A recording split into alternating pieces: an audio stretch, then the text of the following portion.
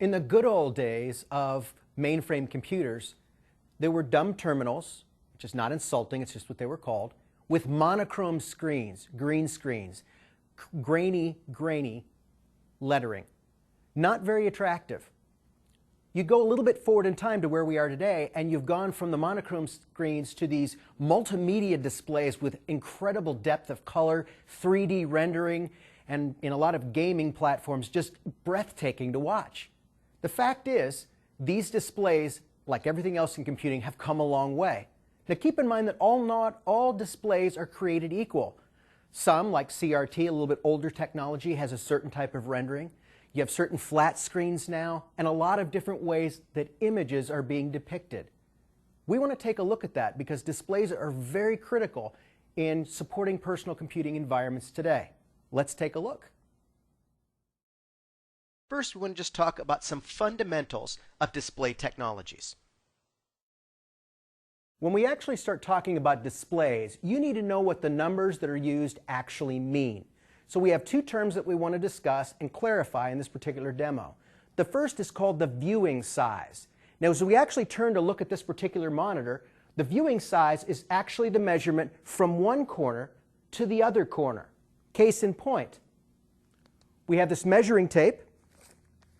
We'll actually measure from the lower right-hand corner to the upper left-hand corner, and it's 19 inches.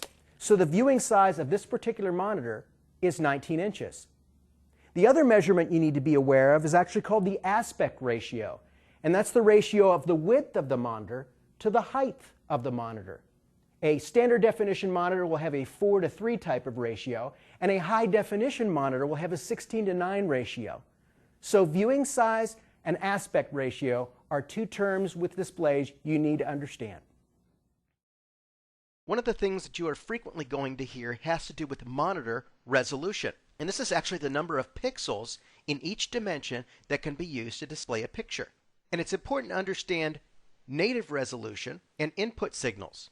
Native resolution is the physical grid size of the monitor. This particular monitor is 1366 by 768. This is the native resolution of the monitor. When you get input signals larger than the native resolution, it has to be resized to match the native resolution. In this case, the input signal is 1920 by 1080. It's too big for what this monitor would be able to handle natively, so it has to be scaled down to match the native monitor resolution. So in this particular case, it's been downsized. Now you can adjust the display size in a variety of different ways. Typically you do this with your display properties in Windows, whether it's Windows XP, Windows 7 or 8, or whatever the case might be. So understanding resolution is important. Another important factor is what's called the refresh rate, and this is measured in hertz. What you actually see at the bottom of the screen is a screenshot from Windows setup in which you can actually look at the different refresh rates. And this is the number of times per second that the monitor updates the image on the screen, essentially redraws the image.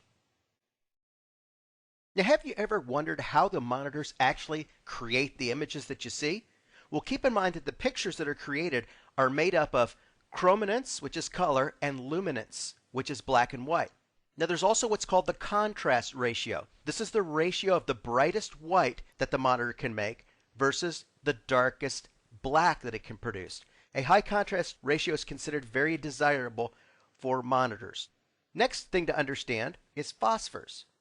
There are red, green, and blue elements, and the phosphors glow when they're exposed to electrons. And this is what creates the pixels. Any combination of an adjacent red, green, and blue phosphor will create a pixel, as you see pictured here. And dot pitch actually gives you an idea of the type of resolution that's available from that monitor. And again, this has to do with adjacent phosphor colors. The oldest computing technology display type is that of the CRT. It actually predates the personal computer, going back into the mainframe days. And it actually stands for cathode ray tube, and in fact was also the basis for television systems many years ago. It's now considered obsolete, but since you will probably encounter it in some form or setting, it's important for you to understand how this technology works. First, let's look at the parts that compose a CRT. First, there's a vacuum tube, which is what you see pictured here. Next, there's an electron gun, which actually points energy to a point on the screen, thus creating the image. There are magnets that are actually used also to help put this all together. And again, this is first used in televisions. So now that we go from this graphic image to a representation of how this is put together, let's look at it more closely.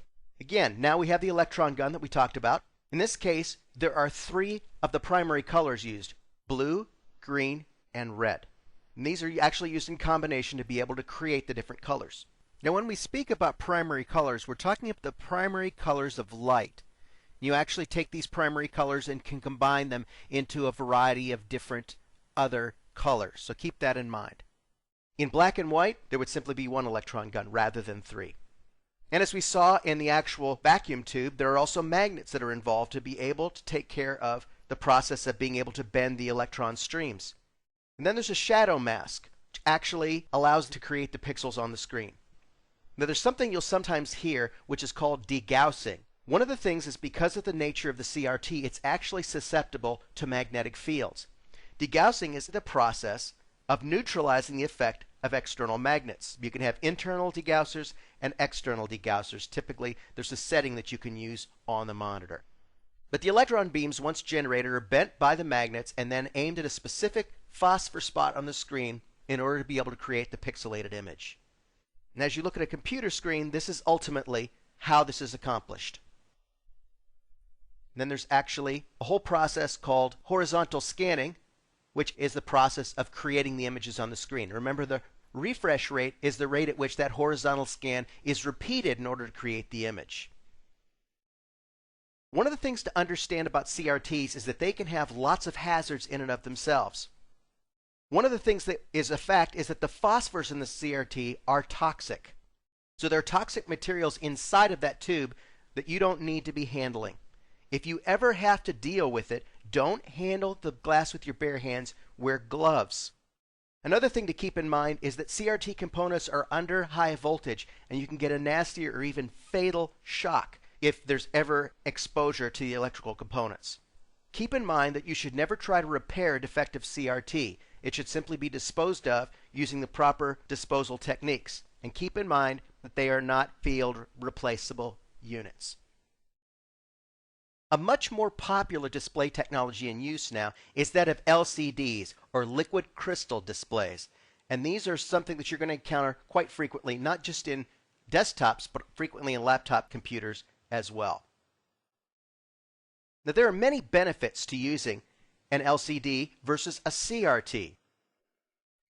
The first has to do with safety. They are much safer to operate than CRTs. They use safer materials, and they don't carry the nasty electrical shocks that the CRT does. In addition, they take up less space on the desktop. CRTs tend to be very deep because of the vacuum tube, but with LCDs you can actually have flat screen type monitors with very little space behind that you have to keep in mind.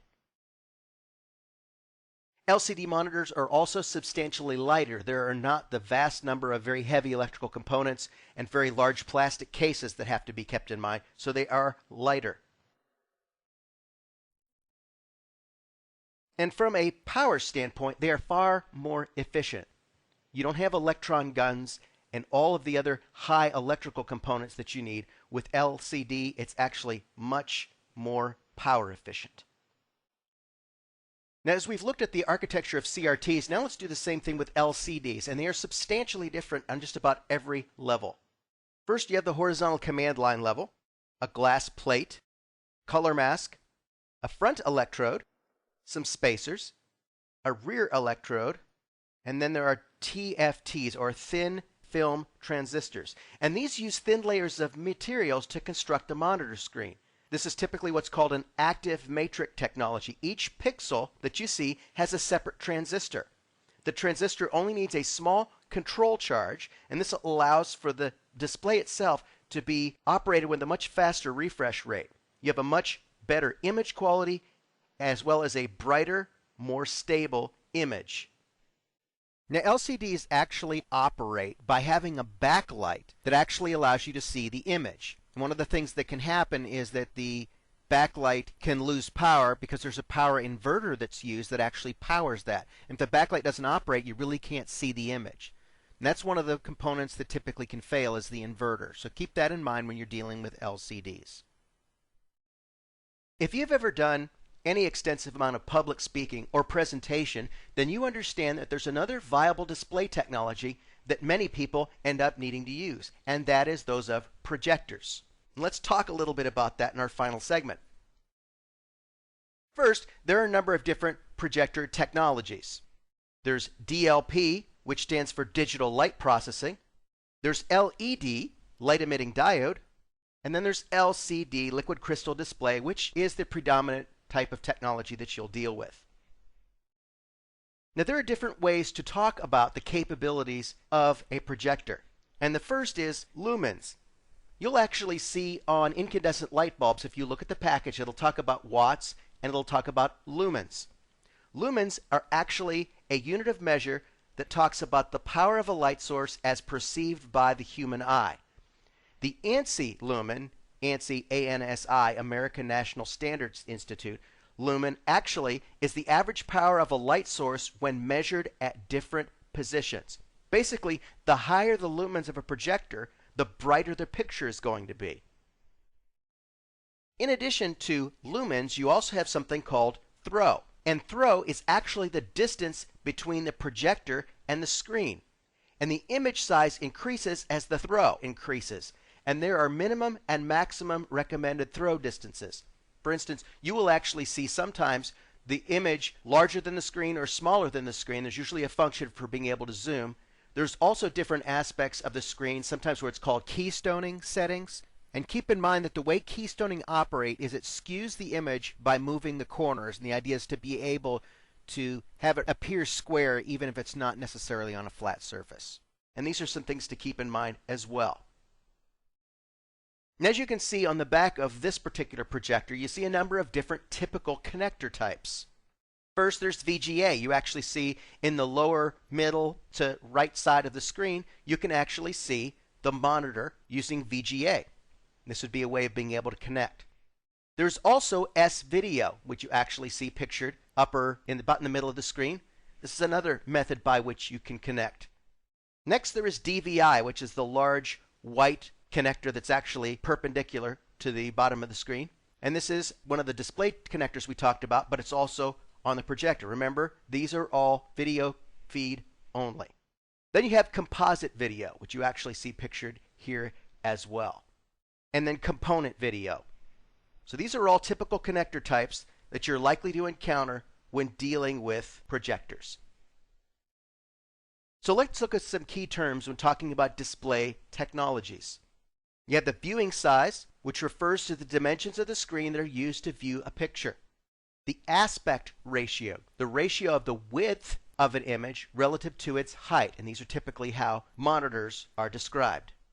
Lumens, when dealing with projectors, is the measure of the power of a light source as perceived by the human eye. Remember, the ANSI lumen measurement is the same thing but from different angles. And then component video is actually video is separated into 3 separate channels with the RCA type connectors: red, green, and blue. If you ever played show and tell when you were younger in school, then you might be having flashbacks with this lesson, because we have tried to show the different display types and told you how they operate, give you a better idea of a practical application in the real world. Now that we have shed light on how computers shed light, so to speak, you are better prepared to deal with these different types of displays on a daily basis, know how to use them, how to adjust them, and help them be optimal for end users.